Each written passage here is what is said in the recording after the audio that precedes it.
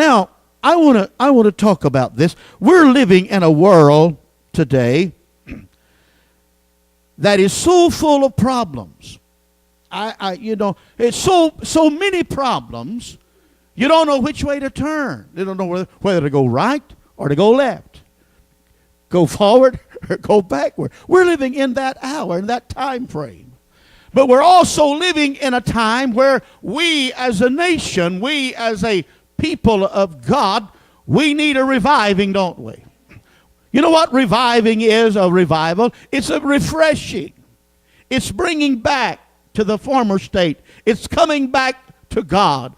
It's realizing and recognizing who we are, what our purpose is, and why we're here. I began to read this, and when I began to read and study this, I didn't even remember this scripture. But as I began to search the Bible, I found this scripture, and this was a time and a place where Ezra was seeking God.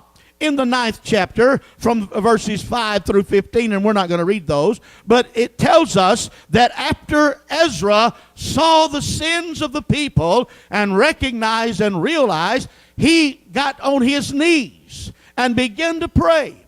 He began to pray for this nation and for the people. After hearing about the sins of the people, Ezra fell to his knees in prayer. His heartfelt prayer provides a good perspective on sin. He recognized, first of all, that sin is serious.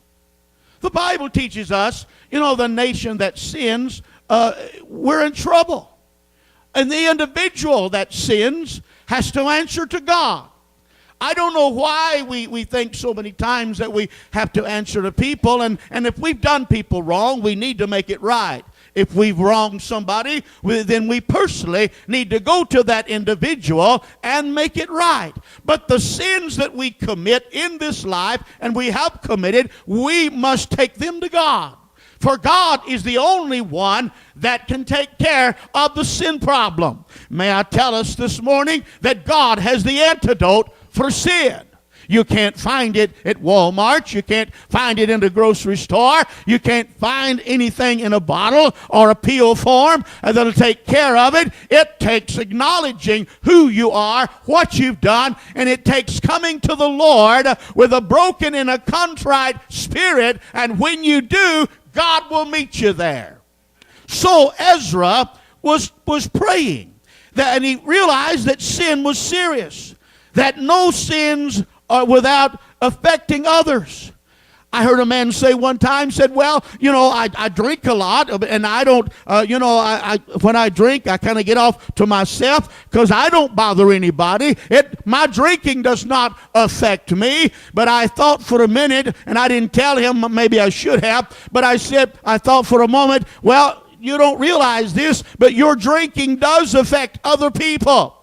If you're married, it affects your wife. If you've got children, it affects your children. If you've got a job, it affects your job. Listen to me. You know what I'm talking about. So sin affects everybody that's around you.